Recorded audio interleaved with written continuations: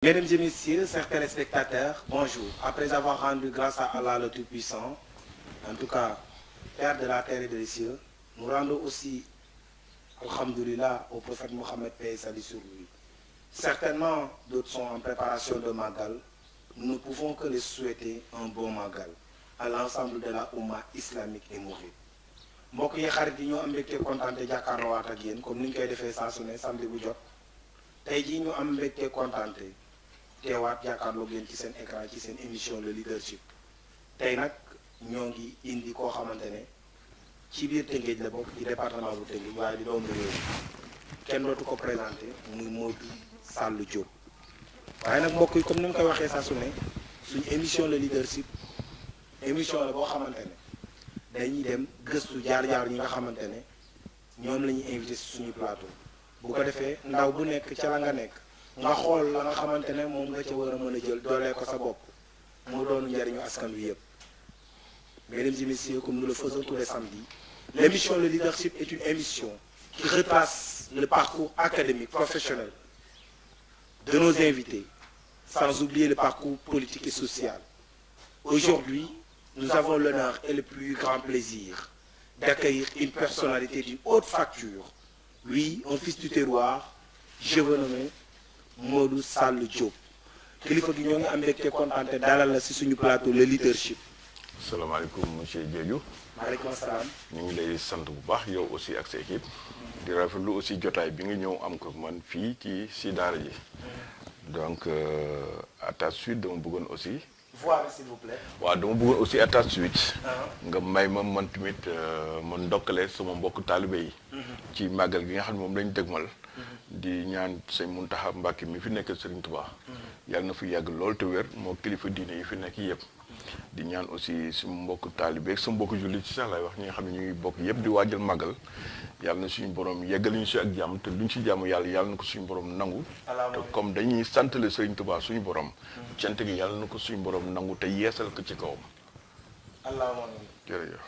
jërëjëf gannaaw bi ñu ko dalalee mu nuyoo moom Modou Sall Diop nekk doomu Tëngéej nekk doomu Sénégal nekk doomu Mbambilor ñoo ngi am mbégte kontaan te jàkkaarloog yéen xam naa ne nag suñu mbokk internet yi comme ni ñu koy waxee waaye suñu mbokk Panafrique Média sénégalais yi nekk ci Sénégal ak ñi nekk ci diaspora bi sans oublier les citoyens universels du monde nee naa leen saa su ne émission bi bu tàmbalee mën ngeen participer via en tout cas notre page Facebook wala suñu YouTube wala aussi ci page ci site internet bu Panafrique Média wala bu Sami TV waaye nag sans oublier nos autres partenaires qui sont les autres plateformes yi nga xamante ne saa ñu commencé dañuy am bànneex ak kontaante dugg ci plateforme bi ndax njariñ ji am ci émission bi monsieur Sall tey jii ndax mën nañu xam Modou Sall Diop fan la juddoo.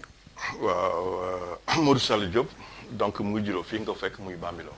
Bambilor la Modou Sall juddoo. fan la jàngee école primaire Modou Sall Diop. maa ngi tàmbalee fii ci Mbambilor yeggalee Ndakaaru. ñaata at nga def Mbambilor fi nga amee entrée en sixième. fii laa tàmbalee Mbambilor donc mais maa ngi amee entrée en sixième maa ngi ko amee Dakar. yaa ngi amee entrée en sixième Dakar. Dakar la ko amee kon Mbambilor ñaata at nga fi def. Mbambilor def naa fi 5 ans. 5 ans nga fi def voilà 5 ans. donc muy nekk sixième. oui ba CM2. c'est ça. bi nga amee sa entrée en sixième. nga dem Ndakaaru pourquoi ce changement soudain ñëw Mbambilor ndax environnement bi moo baaxul woon pour jàng lan moo tax ñu jëlee fi Modou Sall Diop jëlee ko Mbambilor yóbbu ko feneen fu dul Mbambilor. non du question environnement dafa toll ak sama wajur bu góor. dafa am daara dafa am kër. Ndakaaru fa la doon yëngatoo tamit parce que mu ngi nekkoon di liggéey fi ñuy wax Périssac mu nekk actuel CFAO donc fa la nekkoon donc dëkk benn quartier bu ñuy wax HLM Paris donc am fa kër donc à un certain moment bëggoon na ma jige ko parce que wajur wu nekk tamit léeg-léeg di nga bëgg sa jaboot jigéen la xëy na pour nga mën leen saytu bu baax loolu moo taxoon donc bi ma demee bay kii donc daf ma jël sax te bi ma yóbboo foofu donc fa la amee suma entrée en sixième. entrée en sixième Modou Sall ndax da nga continuer jàng ba BFEM wala bi nga amee sa entrée en sixième dafa am leneen loo doon def. waaw xam ñun defuñu BFM ñun ñu ngi def DFM. DFM diplôme de fin d'études moyennes. yooyu yan année la. donc c'est dans les années 80 parce que boo xoolee jamono boobu am na sax ñu daal tooñ di ko tuddee DFIM. dee fi yam ndax metti gi mu metti waaw dafa méttoon parce que nag jamono yi c'est dans les années 70-80 parce que yooyu boo xoolee si le Sénégal doon dund ajustement structurel donc am ay contraintes yu leen ay banque mondiale tegoon donc dootu woon sax examen booy xool mais ay concours la woon c'était très sélectif donc li taxoon ñenn ñi tuddee ko dee fi yam sax mooy di ay nit yu am de très bon niveau seen jàng yam na foofu te tey ji bu ñu doon jàng fii xëy na nañ yegg à des niveaux très élevés donc foofu loolu lañ def DFM lañ def donc DFM boobu ñu ngi ko defee fii Tëngéej. ñu ngi ko def jógewaat Dakar ñëwaat fii Tëngéej. DFM bi nga xam ne mooy actuel DFM. waaw bi ma ko def nag yàlla suturaal na ma bi ma ko defee bi ma koy am j'étais le premier du centre. waaw jamono je pense que waa Tëngéej ñu may gis parce que waa Tëngéej yu bëri sumay xarit lañ man ak ñoom ñoo jàngandoo. donc j'étais le premier du centre bi may def DFM. jamono jooju jamono boobu waaw. ndax Modou Sall Diop. à l'époque bi ngay jàng les conditions étaient réunies ndax da nga nekkoon ci conditions yu baax a baax ba nga xamante ne moo permettre woon sa réussite wala lan. bon conditions yi moom plus ou moins la ay conditions yoo xam ni. est-ce que am na ay difficultés. oui am na ay difficultés am na certes ay difficultés bon parce que xam nga déjà ñun chance bi xale yi am léegi ñun amuñu ko woon parce que léegi xale yi dañuy am li ñuy wax ay CEM de proximité. mais ñun suñu problème mooy ñun fii en tout cas ñun ñi nga xam ne ñoo dëkkoon fii dans la banlieue rufisquoise bu ñu doon am entrée en sixième ñun ñu ngi doon dem di jàng ji Tëngéej. Tëngéej nag boo fay jàngee da ngay nekk sous couvert de quelqu'un soit da ngay xool sa mbokk bu fekkee sa waajur amul fa kër da ngay nekk sa mbokk wala sa wóllëri waajur nga nekk këram ou bien boog ngay wàcc ñu la jox paas ngay dem ko ñëw man moom personnellement maay woon donc sama kër benn maam bu ñuy wax Abdoulaye Diop Balda bu nekkoon Tëngéej jàngu Nord. may profité sax di ko nuyu di ko ñaanal yàlla parce que dëddu na àdduna di ñaan yàlla na yàlla oyofal suuf si kawam. moo ko njabootam yi génn àdduna yëpp. di ñaanal tamit njaboot gi fi des yàlla na yàlla sàmm leen bu baax a baax. donc bu ñu comprendre bu baax Tëngéej nga amee sa DFM. voilà mais DFM muy actuellement actuel BFM. muy brevet de fin d'études moyennes. tout à fait. donc bi nga jëlee le premier du centre. donc ndax da nga continuer say études ba tey wala da nga bàyyi loolu noonu dem defi leneen. non dama connais sama étude parce que temps boobu aussi bac dañ ko scindé woon en deux parties. da ngay def première partie bac après def deuxième partie bac. pour te dire que jàng bi période boobu rek ni mu métti woon c'était très dur. dafa nekkoon jàng boo xam dafa sélectif. non jàng bu sélectif parce que man je me rappelle par exemple bac première partie yàlla suturaal na moom maa ngi am ak mention. ak mention première partie. waaw première partie bac waaye lu tax nga jot sa diplôme. non attestation ngay am. attestation ngay am maintenant dem en terminale def sa deuxième partie. bon donc li lay wan ni temps c'était très sélectif ñun man bi may def nu mu tëtti première. donc on était presque ay 15 à 20 élèves quoi yu nekkoon ci classe bi. 15 à 20 élèves. waaw pour te dire yoo xamante ne vous étiez dans la même classe. voilà parce que temps aussi bon série scientifique lañu doon def. n'est-ce pas donc man j'ai fait donc après mon BFM j'ai fait la seconde C. vous avez fait la seconde C. seconde C donc xëy na mooy équivalent def naa S3 xam nga léegi parce que bon seconde. scientifique voilà scientifique quoi série scientifique donc moom laa def bon comme man nag dama doon boole science parce que man jàng xawma ci woon ay série scientifique laa nekk science rek laa jàng man lépp laa doon jàng. da nga ñëw nekk génie créateur boo xamante pas génie di laal fépp quoi. pas génie mais dama nekkoon góorgóorlu boo xam ni dama bëggoon man musuma nangu ku ma raw ci dara. moo tax dama doon sonal sama bopp ci jàng donc man dama doon nekk série scientifique mais en même temps aussi dama doon góorgóorlu ci yeneen série littéraire yi. ci yeneen matière littéraire yu mel ni ay bon aujourd'hui je suis polyglotte je parle 3 langues. damay làkk français damay làkk anglais damay làkk espagnol. ayca kon dinañ ñëw ci anglais yi espagnol bi. waaw loolu bon loolu je le dis en passant pour te dire pour wax la ni loolu gëmu woon ni man série scientifique la nekk rek dama yam ci science maths science naturelle tout ça donc loolu sax d'ailleurs moo ma jëlee série C yóbbu ma série D parce que finalement j'ai eu le bac D alors que j'ai fait la seconde C. alors li ma yóbbu foofu mais tout simplement dafa am son benn professeur may professeur sax ndeysaan di ko jaale parce que dégg naa temps yi passé la xool connecté wu gis ni dafa génn àdduna ku doon tuddee Henri Raphaël Fall ku baax ku ñuy jàng Ablaye Sadji yëpp def naa xam nañ ko c'était un professeur de français excellent alors donc moom comme xëy na bëriwul woon ay élèves scientifiques yoo xam ne nii bon doon nañ bëgg di exceller aussi ci matière littéraire yi. te man lépp laa doon jàngandoo. donc moom comme gisoon na ni j'étais bien en français en même temps il m'avait proposé d'aller à série A. série A bon man ko man franchement dama bëgg continuer parce que man bac C laa bëgg. parce que man suma premier. pourquoi le choix du bac C. waaw tout simplement parce que tout simplement dafa am métier boo xam ne moom laa bëggoon. ok yow kon si je comprends bien dès le début yow da nga déterminer métier bi nga xamante ne. voilà moom nga bëgg. waaw man différent des jeunes d'aujourd'hui nga xamante ne dañuy jàng pour jàng. bi c'est wërsëg ñu jël. tout à fait et vous aviez un objectif fixé à laquelle vous voudriez atteindre. voilà man dama bëggoon nekk pilote. ok pilote laa bëggoon nekk xëy na bon yàlla li muy def rek xëy na yàlla parce que actuellement maa ngi liggéey aéroport mais pilote laa bëggoon nekk. alors donc comme pilote il fallait nga am aussi un bac scientifique. et de préférence parce que man bi ma amee wax naa la sànq di ma nekkoon le premier du centre bi may def DFM. ñu ma orienté woon en série E. normalement man seconde E laa waroon def. mais dañ ma proposé woon ma jàngi Diourbel. lycée bi nekk foofu wala lycée bi nekk wala parce que ñaar yooyu ñoo doon lycée scientifique yi. ci Sénégal. waaw Sénégal donc waaw à l'époque ak fële nu mu tëddi bi nekk de la fosse. de la fosse yooyu ñoo doon lycée scientifique yi. bon mais dañu moon Diourbel lañu may orienté. bon comme Diourbel aussi jamono xawma fa kenn j'ai choisi de rester à Rufisque ñun ma boo bëggee rester Rufisque tu seras en série C. finalement loolu moo tax ma def mais man je devais même faire une série technique E3 lañu ma orienté woon bi ma amee DFM. alors donc léegi nee naa la pilote laa bëggoon nekk bon bi ma dem ba ci biir nag su ma wóoyu bu jigéen aussi bëggu ko te man dama ko mos a jàpp sax comme suma sëriñ parce que en réalité suma sëriñ la.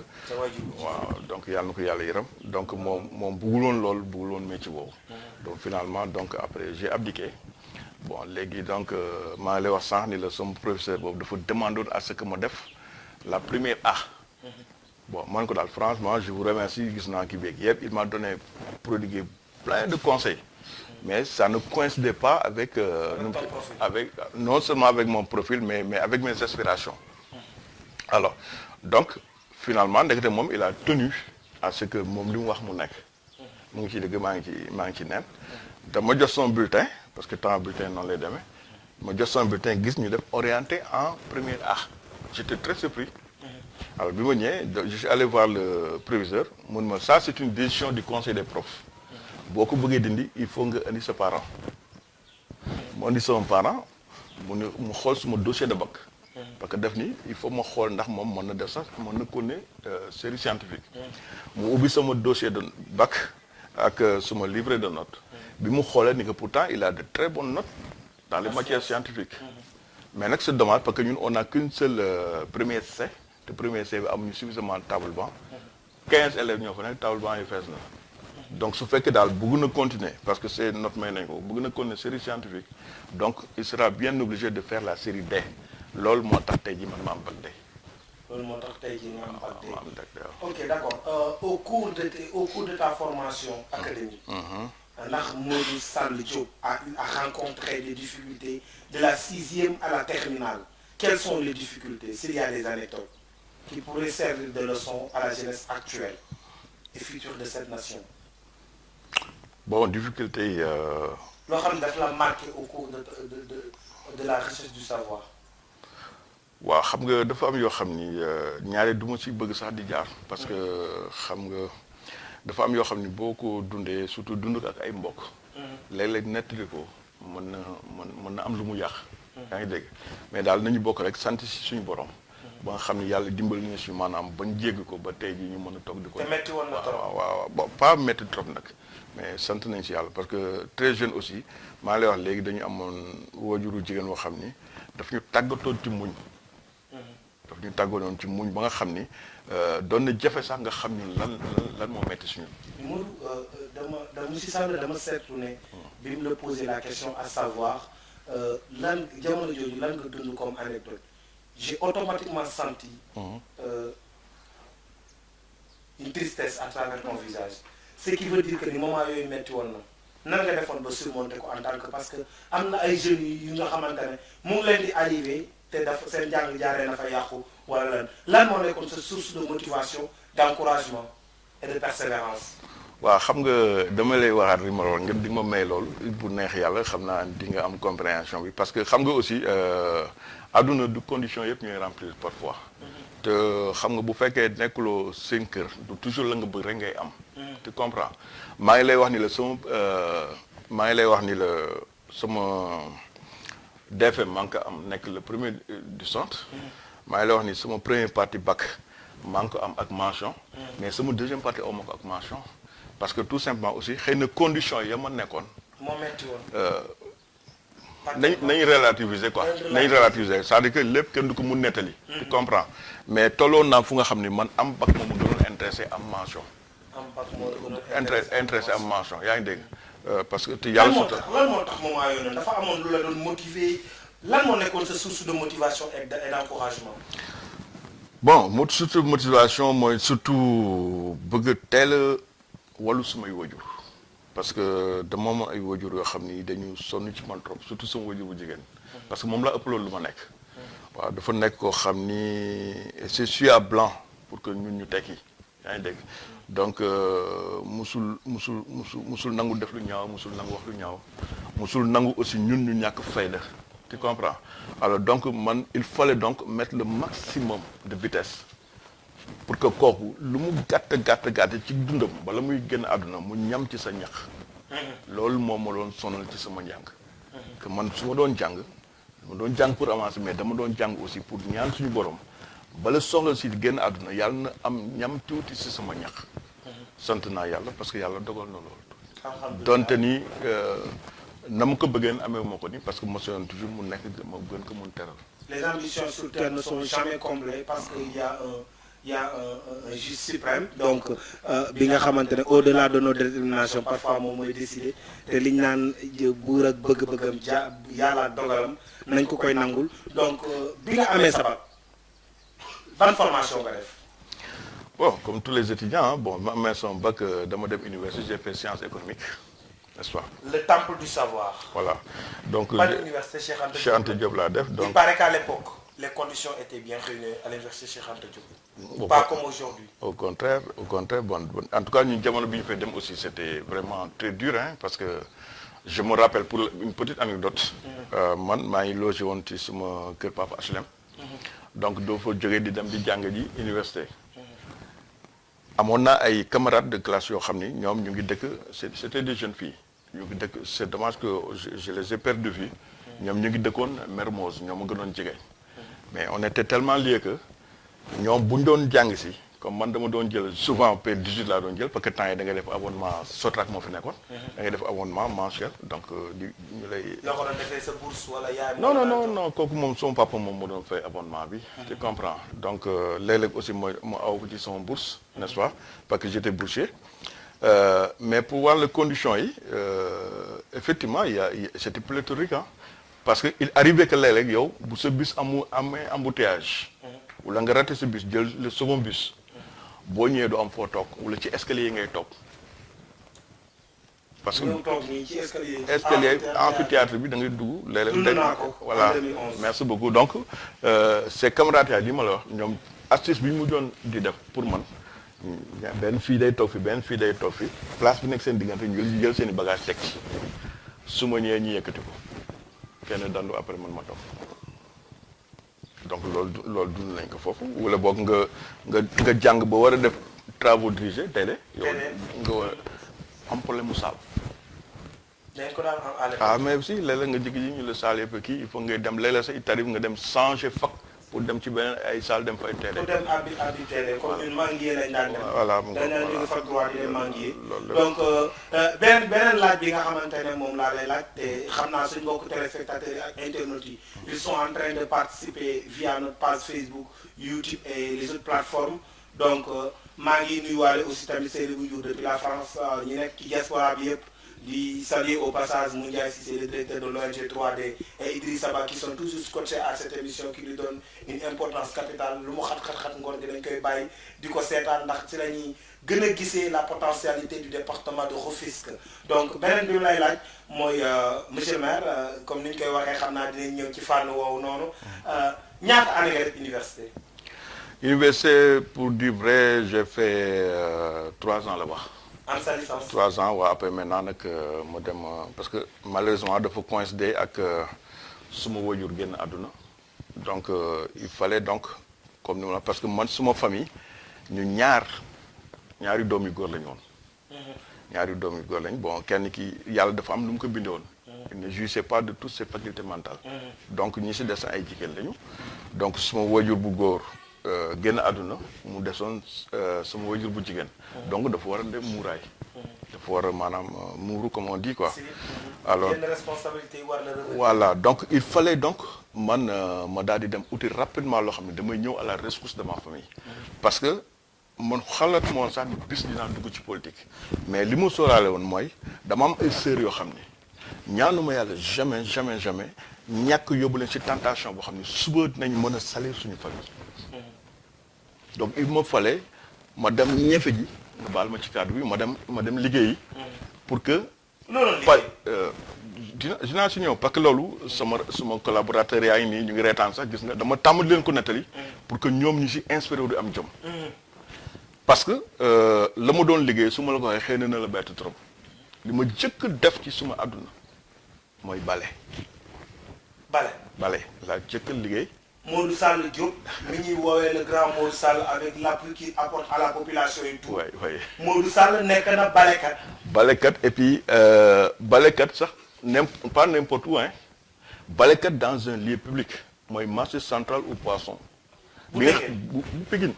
ñi di la romb di la seen yow étudiant bi am licence am muy bale. marché ba mu fay dugg sa en réalité amagu moon licence boobu maa ngi nekkoon di def deuxième année. te pourtant ki ko jiite woon sama mbokk la moo doon le directeur général xamoon na sama niveau néeg taxul mu bàyyi ma may bale saggane ma taxul mu bàyyi may bale mais avec le recul laa gis ni daf ma doon def une formation te tey jii maa ngi ko ci sant yàlla te it jàngal na ma àdduna lu bëri may profité sax di ko remercier di ko ñaanal gudd fan bu baax a baax. non loolu xale yi léegi duñ ko def. parce que. am bac plus 2 dem di bale ci ay koy kii yi nga xamante ne dañuy bëgg di ñax seen service. man de def seen bëdi romb xale pour mën leen a gondi. te ñoom sax duñu jël suñu saar gi wala ñoom aw duñ leen xool. dañ naan sama waa ji day bale ci marché bi. non seulement am na ay diplôme. non seulement def naa loolu mais li si gën a doy waar mooy ni que xam nga marché boobu marché central au poisson jamono booy xool sax si lay soog a am Sénégal. parce que à part Maroc def naa fii la am. au Sénégal donc. les grands patrons yëpp généralement le week-end fa lay ñëw di approvisionner en poisson. waaw donc il t'arrivait non seulement yaa ngi bale mais il t'arrivait que ña nga bokkal di jàng fac. waaw dañuy ñëw fekk la nga yor bot. ànd ak seen yaay gaare seen oto ñëw fekk la nga sol blouse sol bot yor brouette yor sa bale di bale. oh ay bu sa yemoon ci yow. mais am na lu ma doon conseillé. muy lan. li ma doon conseillé mooy kii nga xam ne day xëy samedi. wala dimanche mu ànd ak papam ak wala yaayam ñu gaari seen oto ñëw fekk ma may pousse brouette di bale kooku li ma doon conseillé par rapport ak moom ba tax moom mënuma yàpp au contraire daf may respecté malgré instance bi mu nekkee. bu lëndee bu ñu dajee fakk. bu ñu defee devoir maa koy raw. waaw parce que barki démb maa ngi déglu benn kilifa boo xamante ne mu ma doon wax benn leçon de la vie mu ne ma il faut toujours savoir faire la différence entre deux choses ma ne ko lesquelles. mu ne ma quelqu'un qui compte sur ses parents avec quelqu'un avec qui ses parents comptent sur lui mu ne maanaam ki nga xamante ne sa waajur yi dañoo yaakaar ci yow. ak yow bi nga xamante ne da ngaa yaakaar ci say waajur. boo leen àndee waroo leen bokk doxin. leçon boobu mu mel ni tey ji moom laa jàngaat parce que amoon nga ñoo xamante ne ils vivaient dans des familles aisées mënoon nañ demal seen bopp mais yow dafa amoon beneen responsabilité li ñu naan l'espoir de toute une famille reposait sur tes épaules. et tu te devais d'être le pionnier le challenger de sa famille. te nag naa la wax leen. bokkuma ci famille bu ñàkk. parce que sama yaay surtout Cheikh Massamba Diop bu Serigne Touba seexal la. ah waay Massamba Diop ko. ñooñu dañ leen di raamal. c'est-à-dire que samay ndijaay yàlla daf leen may wërsëg. maanaam su fekkoon du ma nekkoon ku bëgg lu yomb. loolu ma def du ma ko def te lu ma soxla dinaa ko am. dégg naa jamono ji sax bu la neexoon am taalibe. mais loolu moom yàlla def na ko. waaw su ma si versé woon moom. parce que sama wajur bi muy génn àdduna. bu fekkoon mooy góor mooy nekk xalif seen famille. dëgg la macha allah yaa ngi dégg. sama soxna bi fi nekk. baayam mooy sama sëriñ te baayam mooy xalif te baayam ak suma yaay ñoo bokk ndey ak baay. gës naa la laata maa ñëw. merci beaucoup léegi li ma la bëgg a wax mooy. pour wan la ni jaar-jaar dafa am solo te man bokkuma ci complexe yi nga xam ne dañuy tekki tey di nëbbu seen démb. man tout était rose. booy ñoom Serigne Saliou booy yooyu bëgguñu lu métti. man dama bëgg kuy am jaar-jaar. léegi man ñiy toog nii gis nga dama commencé ñuy rey. parce que dama yàgg toog leen nettali loolu xam nga lu ma ci jublu. pour mieux les doper. ak aussi pour ñu bañ di jaay seen dignité pour bañ di ñuy jaay seen ngor.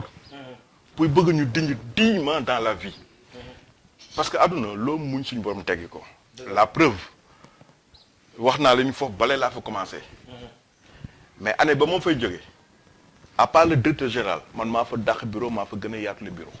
mais nan nga mën a jógee ci balekat nga baal ma ci terme bi ak suñu mbokk téléspectateurs yi nekkoon balekat jékki-jékki ñëpp di la fekk ñi nga bokkoon université ñu jox la bureau transition boobu noonu nan la demee. waaw xam nga loolu moom c'est des choix yoo xam ne dirigeants yi ñoo koy def. du ci man lay jógee. en tout cas ñoom xamoon na ni étudiant laa. te ci liggéey bi may liggéey seetlu nañu ku ci sawaroon la ku ci ñàkkoon complexe la. demoon naa ko comme ngoon gi dama doon def teelee. ki nga xam ni maa ngi profité sax di ko ziar bu baax benn vieux bu ñuy wax vieux Guèye. moom moo nekkoon le superviseur bu ñu doon bale mooy nekk du ñuy superviser. moom demoon na ba nga xam ni dafa naa ma petit job kaay ma ñëw mun ma yow 3h30 bu jotatee may naa la dama sangu nga dem parce que yow da ngay jàngi. Petit Diop la tuddee woon Petit Diop la mu tuddee woon. parce que temps gën naa nekk xale aussi. alors donc danaa ma may naa la 3h30 4h lañ doon wàcc jàpp 4h30 mais def na 3h30 may naa la yow dama sangu ji comme yow da ngay jàngi université. te loolu su ma amul woon njàmbaar wala may tricher wala may fiñale du ma am loolu. privilège la. voilà donc maintenant lu tax ma jógee foofu maintenant dem dans l'administration wax naa la que jiite que nekkoon directeur général bi c'est un proche parent. tu comprends mais moom aussi daf ma jàngal àdduna parce que moom aussi nekkul quelqu'un boo xam ne dafa juddu avec benn cuillère en or. tu comprends il s'est battu ba yëg si foo mu yegg. kon daf ma bëggoon dimbali. donc xam nga foofu boo fàttalikoo c'est la coopération japonaise moo tax ce marché là. donc pour wàll ni bureau bi ma nekkoon bi ma fay jógee di dem ASECNA. bureau ba ma nekkoon bureau DG bi kese moo ko dax. kese moo ko dax moo ko gën a yaatu parce que man finalement bureau bi coopérant yi nekkoon les japonais. bureau bi ñu leen aménagé loon. man bureau boobu moom laa mujj occupé. bale bi mujj na am barke de. ah loo fa xaar rek mu fekk la fa. xale yi xamatuñu loolu. waaw loo fa xaar rek boo ku yàgg ci nu mu tëti. ku yàgg ci teen baag fekk la fa loolu la ko la di waxee. dëgg la. léegi monsieur Sall Diop tey jii foofu noonu ñaata at nga fa am ak bi nga fa jógee fan nga dem. bi ma fa jógee donc ci laa dem ASECNA. ASECNA aéroport Dakar. lu la yóbbu ASECNA ak noo dem ba def ASECNA. ASECNA jamono boobu il voulait créer un nouveau service. donc buy traiter les redevances aéroportuaires. donc parce que xëy na ñoom ci seen ay recherche audit au niveau de la parce que ASECNA c'est une agence internationale. parce que qui est composée de 25 pays et la France. donc ñoom aussi dañ demoon ba seen ay audit li mu génnoon mooy ni que il y avait de très grandes pertes en termes de recettes. donc ñoom ñu jàppoon ne en certain moment il fallait ñu def benn cellule de contrôle des redevances à l'aéroport. donc maintenant ci la jógee j'étais là-bas nag avec un très grand risque. parce que risque bi mooy dañu nekkoon ci benn période probatoire d'essai de 3 mois. donc man j'ai pris le risque de quitter le marché parce que bokkoon naa ci ñu sélectionné pour dem à l'ASECNA. te jamono jooju ñoom 3 mois moo leen fa dese woon. non 3 mois nga doon def test yi. c'est-à-dire que nous étions 12 personnes. lañ sélectionné woon. les 12 personnes yooyu. ñoom dañ leen doon mettre à l'épreuve. les seen rendement. su fekkee répondre aux attentes de la direction générale de l'ASECNA. ñooñu dañ leen waroon embaucher. mais le cas échéant dañ leen di libérer. nga ñëw. ma ñëw après j'ai pris le risque mais yàlla def au bout des 3 mois. on a eu largement plus que ñoom li ñu doon xaar ci ñun. alors si la ñu embauché bi ñu embauché aussi j'ai débuté comme simple agent de facturation. ak niveau bi nga yoroon. niveau ma yoroon agent de facturation la débuté. finalement je suis passé responsable de la facturation. responsable de la facturation. l'entreprise. Voilà, de tout vraiment les articles 10 de la sécurité. leer na nañ kon donc foncier bi nga xamante ne fan yi yenn médias yi ñu ngi koy relégué parce que je pense que vous connaissez madame Fall mi nekk impôt et domaine bu Tëngéej madame Fall aussi tam bi ñu ko interviewé wax na ci. waaw xam nga loolu dama la ci mosal rek. waaw ni nga ma mosalee neex na nag. mais li nga xam ni moo fi xew ba léegi sama fi am. xëy na depuis nag sama point de presse bi. xaw na changé tuuti. mooy ay lotissement clandestin. lotissement clandestin fii daanaka dafa bëri ay promoteur nag golo gu jóg ñu ne la promoteur nga jox la ay 4x4 man daal fii daal dafa mel ni booy daal dañuy dawal nu mu leen neexee njañ booy yi ko wër yëpp am nañ xaalis fu mu nekk nii. waaw mais xam nga ñun xale yi bu ñu sañoon. ñoom ñëppay liggéey. waaw te man xale bu ci am teraanga. yéene naa lu ëpp teraanga bi nga am. mais man li may def. suma responsabilité morale. mooy en tant que leader. xale yi man ma sàmm leen bañ leen dugal si loo xam ne suba da leen di indil fitna. alal ju leewul maanaam. alal ju leewul joo xam ni. suba da leen di indil fitna. wala boog ñu nekk des arêtes du gain facile. yoo xam ni suba parce que nag nguur bu dul jeex amul. waaw. nguuru yàlla kese moo dul jeex te tey am na loo xam ne boo ko tàmbalee xale yi. boo fi nekkatul. dañuy sonn. mais dañuy sonn te même bi nga fi nekk sax dañuy am ay problème parce que tey jii boo xoolee am na ay xale yoo xam ne dañoo taw. parce que jaay nañ loo xam ne baaxul. wala lay encaisse nañ xaalis. ñeneen ñi tëddi nañ. ñeneen ñi tëddi nañ. donc ñun suñu rôle à nous mooy ni que ñun ñu fexe ba loolu dakk. wala ñi mu war a dali ji mu bañ leen dal. voilà léegi nag moo tax ñun def nañ ay points de presse en tout cas tirer sur la sonnette d'alarme alarmer alerter le président de la République. Alerter aussi le ministre de l'Intérieur parce que souvent bien que moom c'est un maire te ku nekk xam ne maire domaine de compétence am. dafa limité wu. muy yem ci domaine national. mais moom il est arrivé même de délibérer sur des titres fonciers. déet waay. donc loolu c'est. Ndiagne Diop day délibéré si ay titres fonciers. kër toog conseiller. la ilaha illallah Ndiagne daal. kër toog ni conseil ministre. Ndiagne daal day buum di buum mi daal. alors man nag bëgguma sax. émission bi ñu def ko émission boo xam ni day mel ni. non dañoo bëggoon mu leer rek parce que am na ay questions yu fi nekk dañoo bëggoon mu leer parce que le foncier de Bambilor en tout cas polémique yi bari na et tout et wax nañ ñu ne la personne la mieux placée pour wax ci moom mooy Modou Sall Diop te ñëw nañ nga àddu ci beneen bi ci tegu ndax Modou pare na mars 2021 dem élection pour jëlee fi ki fi nekk. waaw Modou dafa bokk ci benn parti politique bu ñuy wax APR. APR waaw. léegi APR ku nekk xam Ndiagne APR la bokk moom it de. oui c'est ça effectivement. APR dafa nekk di am ay àndandoo yoo xam ni. dernière coalition bi am ñu tudde woon Benno Bokk Yaakaar. alors Benno Bokk Yaakaar nag. donc je pense que ay waxtaan la ci biir. ay waxtaan la ci biir andi. ay waxtaan la ci biir. code bi. pour ñu mën a désigner kan mooy jiite mooy nekk tête de liste. parce que ku nekk xam na ni suffrage universel direct la actuellement. donc ki nekk tête de liste majoritaire kooku bu gagné d'office mooy nekk maire. donc tey parti bi ou bien boog ak ñi muy àndal ñooy désigner par exemple ci commune bi. kii la ñu bëgg a jël mu def tête de liste. en tout cas man personnellement. man ak ñi ma àndal ñëpp wax nañ ñun bëgg nañ. mais nag ñu ngi toog di xaar ndax parti bi dina ko doxalee ni ñu bëgg. bala ñuy jël beneen décision. d'accord voilà. damay continuer toujours dem ci suñu laaj yu mbokku téléspectateurs yi kii mu ngi tudd Albouri Beuz Faye mu ne ma DJ boo dégloo rek wallahi tu vas beaucoup apprendre déglul rek waa ji nga bàyyi ko mu wax mu ne loolu mooy respect grand bi parce que borom xam-xam moo nekk di wax te lu muy wax am na solo Albouri nangul naa la ko mais nag baaw ñu fi grand bi rek pour muy nekk di def show parce qu'on est là pour demander pour apporter les questions de la population ñeneen nag nañu baal yeneen laaj yi nañu seetaan rek beneen bi ci tegu mooy Modou Sall ndax ki nga xamante ne mooy le maire Ndiagne Diop il a tellement de relations il pèse lourd ndax yow loolu yaa ngi koy sóor ndax lan moo tax pour rétablir justice wala pour arrêter l'injustice.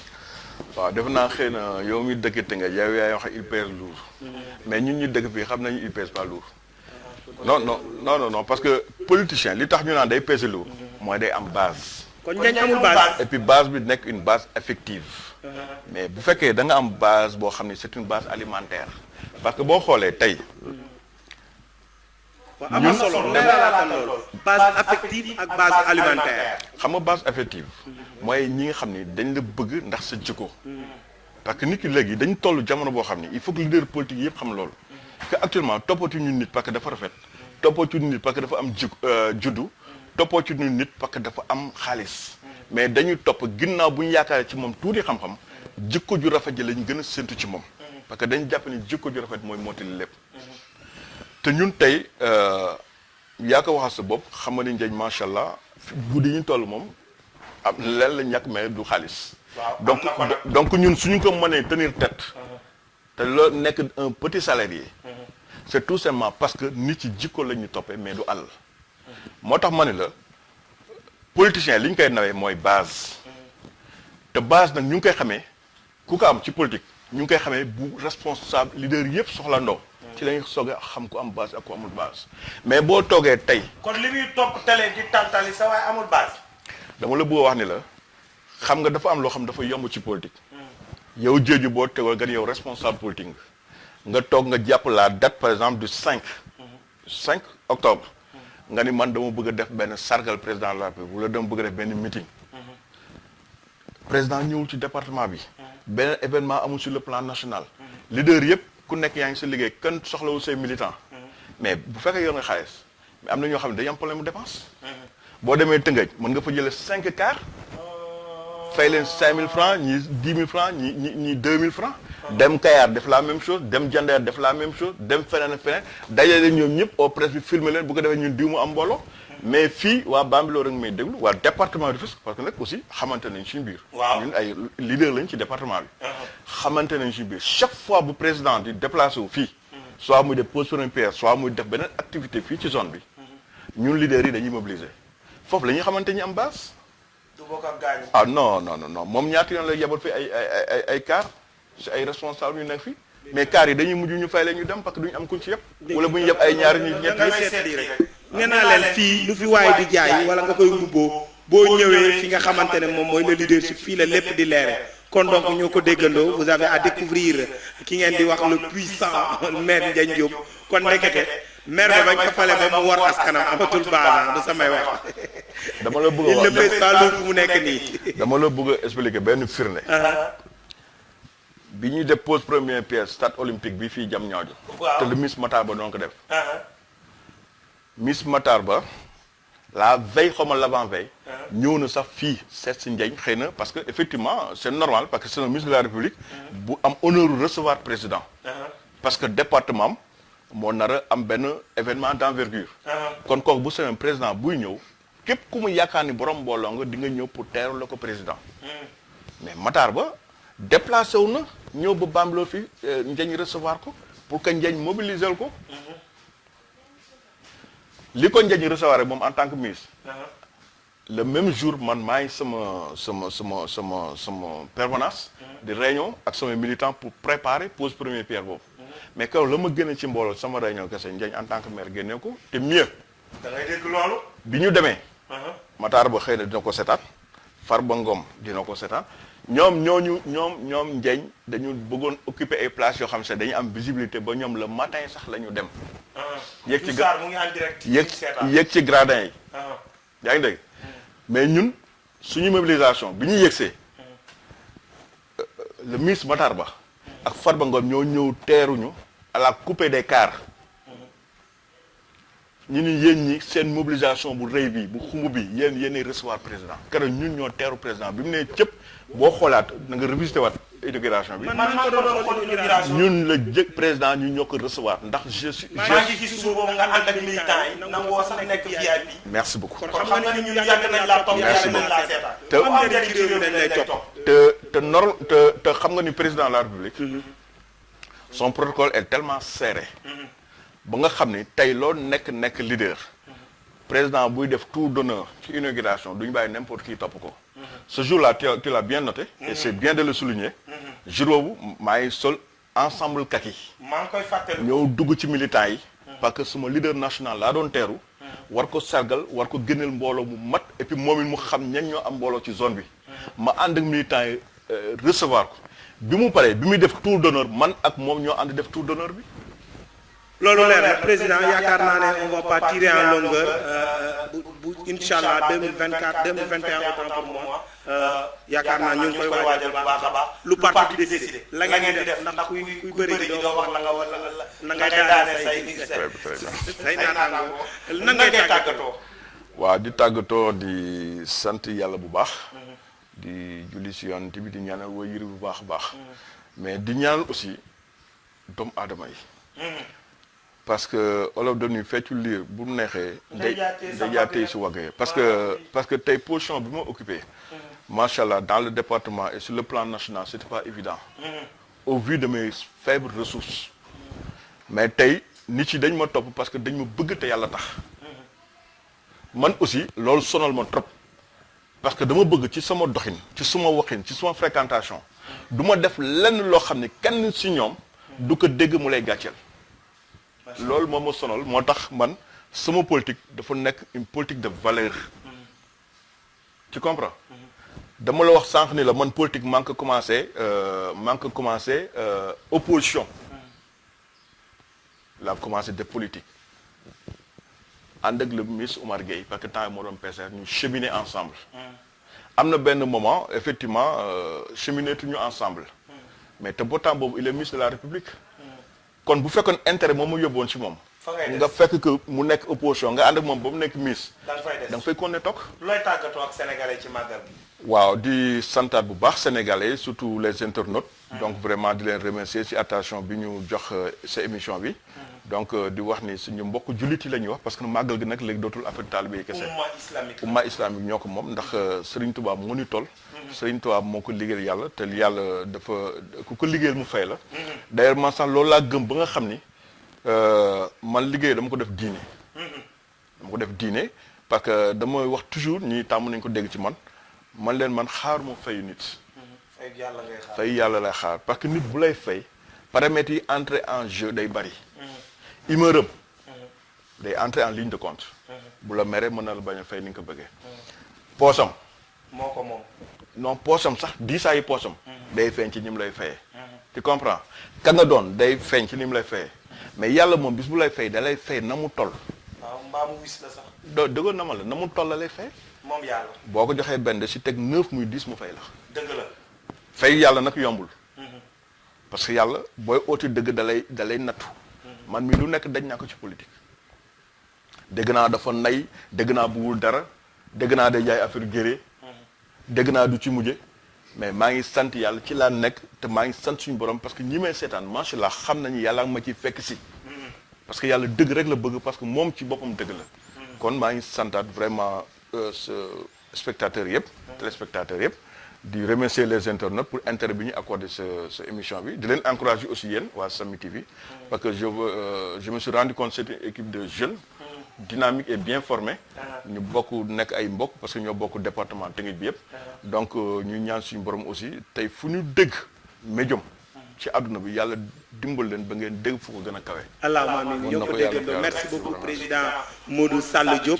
donc li nga xamante ne moom la ñuy tàggatoo ak suñu mbokku internet yi mooy que dañ leen di wax ne que ni ñoo ngi ci weeru ñu ngi ci wàccaay wi donc yaakaar naa màggal gi mardi la te ñun waa Samy TV Modou Sall Diop bu fekkee Touba la jëm moom la ñu jàllale. moom la ñu dem ànd ak moom durant tout màggal loolu c'est un engagement personnel et dinaa ci ànd ak ci Samy TV yëpp liggéeyal ko Serigne Touba moom mi nga xamante ne moom rek lañ ci xaar payam ak yàlla suñu borom ndax sëñ bi moo ko wax lu ko waay defal rek mu defal la loolu raw balaa déwén donc sëñ bi yaakaar naa loolu nekkoon message bi di wax gaañi màggal gi màggal Serigne Touba la màggalu jullit yi la ku ci nekk na nga cay demee ak la la war na nga ko def ñoo ngi kontaane bu baax a baax képp koo xamante ne yaa ngi ñu doon suivre via notre plateforme Samy TV donc di leen jox dig daje demain même heure même fréquence waaye di wax ne nag gaañi Zal jëlal ma wax sama yaay jooju nga xamante ne moom mooy madame Fall donc moom it ñoo ngi koy kontaane bu baax a baax dafa mel ni waaw madame Fall damay profité sax vraiment di def témoignage bu rafet ci moom. jëlal ma loolu vidéo bokk ak sama vidéo yi madame Fall dama ko kenn jëlal rek dimbali ma ak seen téléphone coupé nga jëlal ma madame Fall ñu koy waxal nii dama ko bëgg a yëg waaw ay ca demal waaw donc damay wax ni madame Fall boo nga wax aussi donc maa ngi profité di ko nuyu parce que vraiment gis naa ni jigéen la mais jigéen bu mën góor la waaw parce que ku am taxawaay la ku bëgg dëgg la kuy wër dëgg la donc ñooñu ay nit yu mën a war a mat a bàyyi xel la parce que fi mu nekk nii loolu économiste bi doon wax Adam Smith di wax à travers sa théorie de la main invisible loolu tamit dafa mel ni mooy bugg a am fii une main invisible boo xam ni bu soobee suñu borom moom dina sélectionner les gens les plus vertueux pour que suba mu leen confier la destinée des gens pour que vraiment les maigres deniers publics yi ñu am ñu mën ko gérer avec efficience et avec efficacité. femme valeur madame Fall dégg loolu ñu la waxal merci beaucoup di leen jox dig daje ci màggal gi Touba inchallah Samy TV mu ngi ñëw ak l'ensemble des membres de l'équipe. Ce fut un plaisir de vous servir parce que nous le disons souvent que nous sommes la vision de l'émergence et que servir est l'œuvre le plus noble d'une vie. Assister la population sans en voir les statuts des personnes, mais mettre au devant de la scène la présence et la marque de l'humaine condition. Merci beaucoup.